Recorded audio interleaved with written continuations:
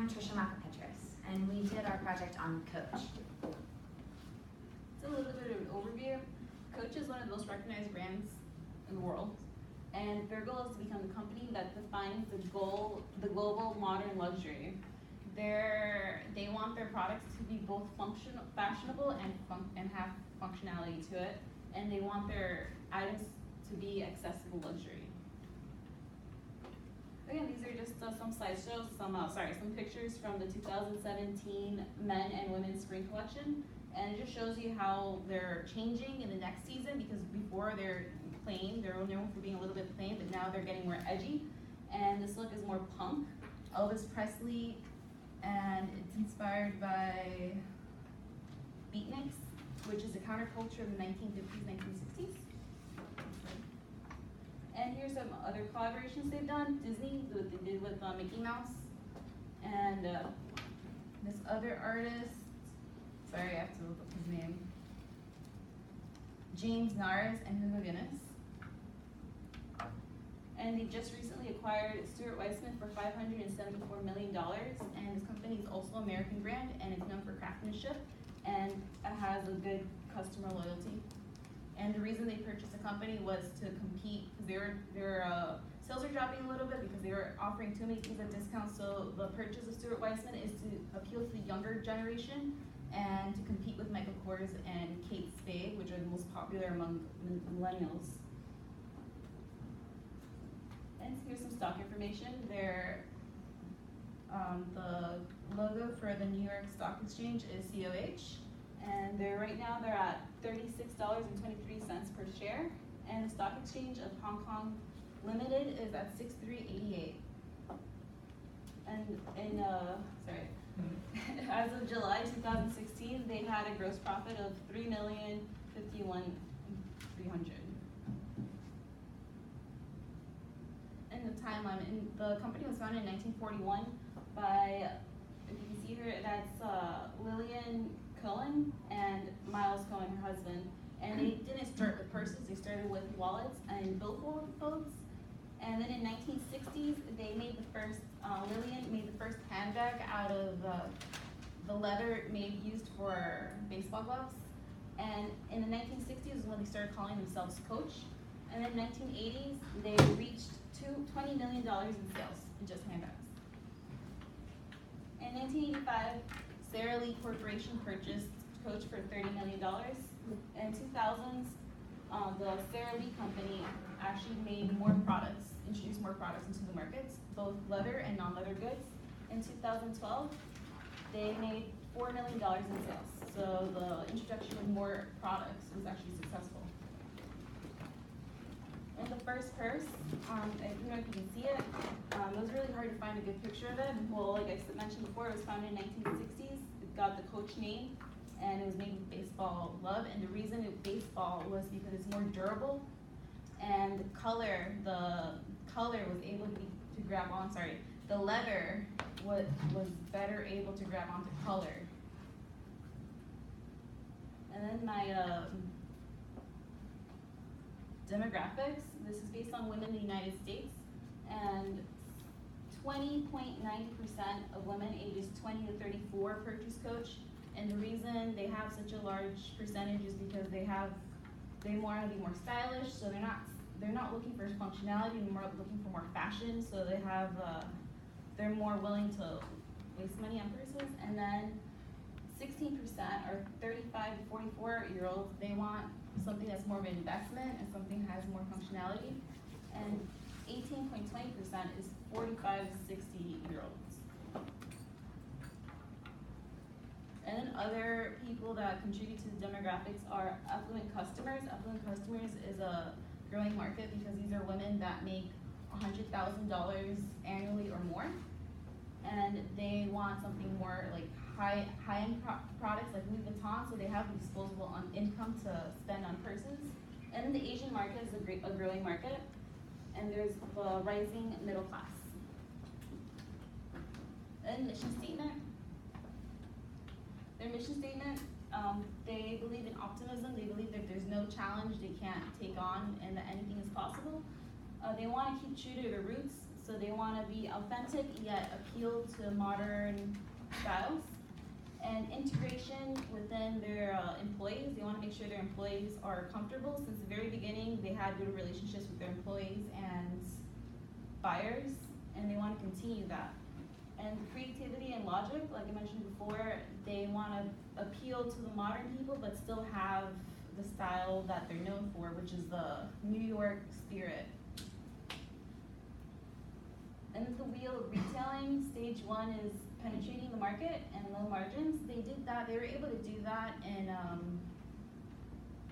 China. They were able to, because a lot of designers that were non-Chinese had difficulty because of corruption and other reasons. So Coach actually had success, and they were able to lower their prices and communicate with them through different channels on social media and emails.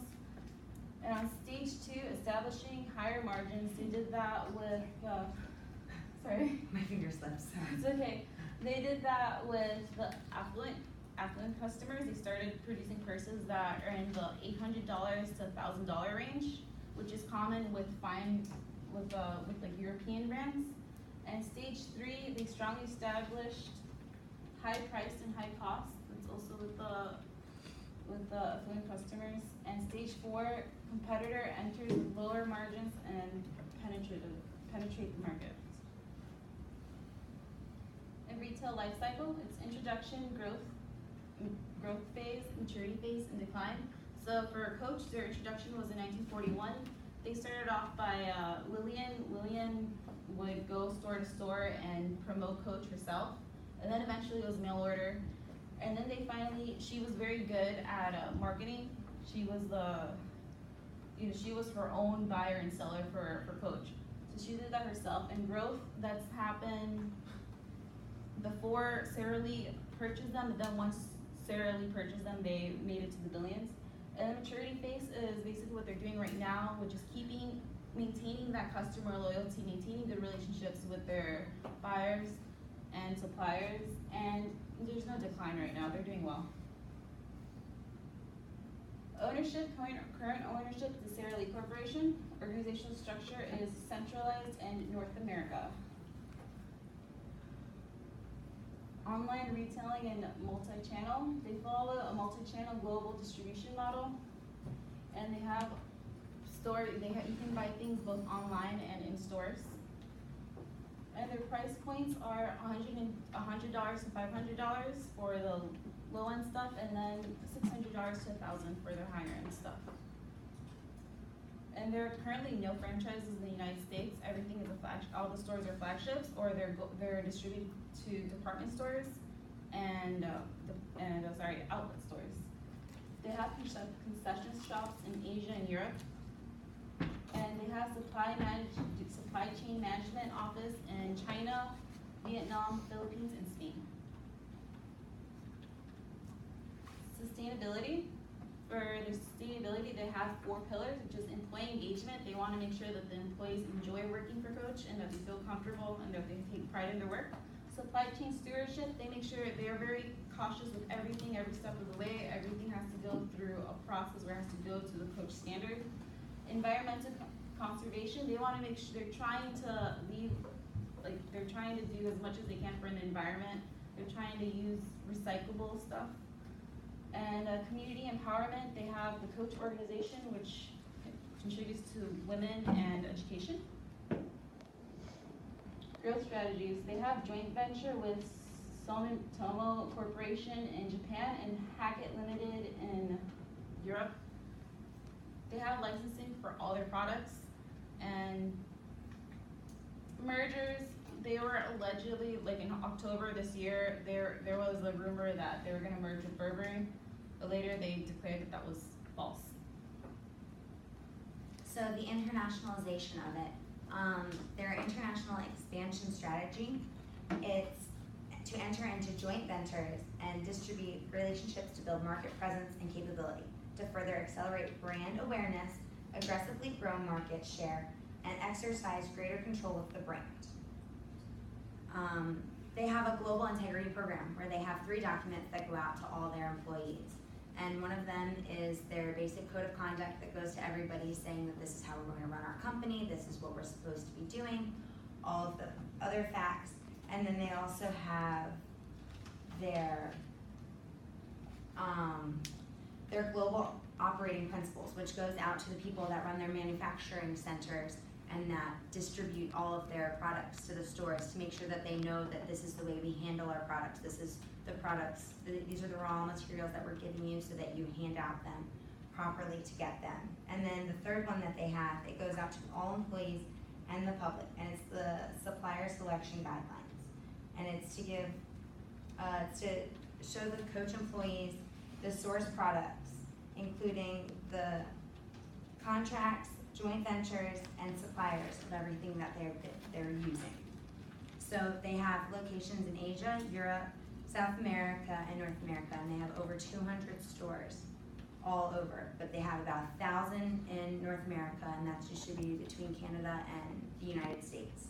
And they, in 2001, as she said, they went over to Japan and made a joint venture with Simoto, but in 2005, they purchased Simoto to become full partners in that one. Retail branding and positioning. Their brand mantra is the quality, ethnicity, value, and a true aspirational, distinctive American style. They want to make sure that they stay true to their brand, as they said. They were a New York, Manhattan, small town, family-run business. And they want to make sure that that still is distinct, and they have that distinct brand in every single thing that they do. As you can tell, they have a lot of the same things. Their signature is the C's, so if you see the C's all over their products, you know that it's Coach. Their target market, it's to men and women between 20s and 40s who possess a mid to high level of disposable income. So people that make enough money that they're like, oh, okay, well, it's a Friday night, I got paid, I'm gonna go to the store and I'm gonna just go out and buy a new purse or a new handbag or a new piece of luggage. They wanna say distinctive luxury American brand. The Coach brand represents a unique combination of magic and logic that stands for quality, ethnicity, and value, truly aspirational and distinct of American style. Their store locations. So they have many different kinds of stores. They have retail stores, which you mainly see in the malls. They have outlet stores, which they're located in the outlets because they're further away from the main cities. And they're normally the ones that aren't as expensive, and they have their own line that goes straight towards them. They don't normally have a specific, it's not always, you don't get to see the people that have it the fall, you won't get to see that in spring. Sometimes you will, but most of the time they have a distinct line just that goes to the outlet stores. They're authorized department stores, so as in Saks, Macy's, Nordstrom's, Lord & Taylor. You'll go and you'll see that they have their allocated amount of space over there with the certain area that they can stay in, which they at least get some shelf space while some people don't.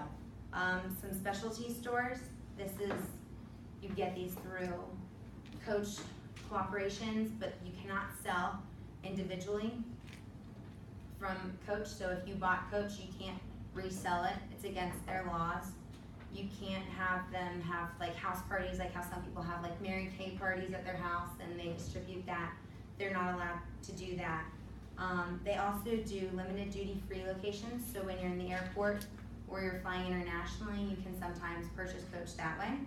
And then the company's e-commerce sites. So they have one for North America, and they have another one for Europe and another one for Asia to make sure that everyone can see, because sometimes over in Asia, they can't get the brands, they can't get the exact styles that we get, so they might not be able to get this bag, but they could get a similar one to it.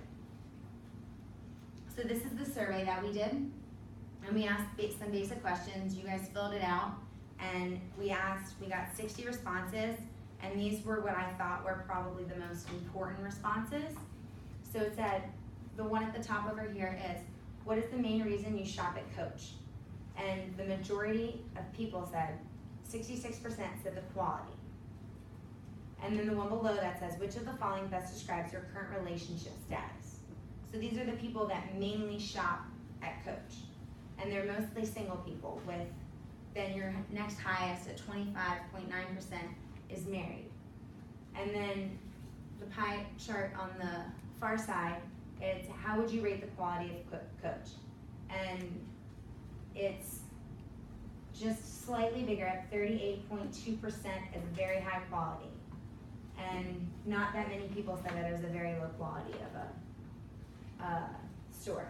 And then we asked if you guys shop at our competitors, which ones do you shop at? And as Laura said before, she said that Kate Spade, Tory Burch, and Michael Kors were our main competitors, and she's right about that they are. Because Michael Kors is at 63%, Tory Burch is at 45%, and Kate Spade is at 56.8%. So our merchandise products, they have,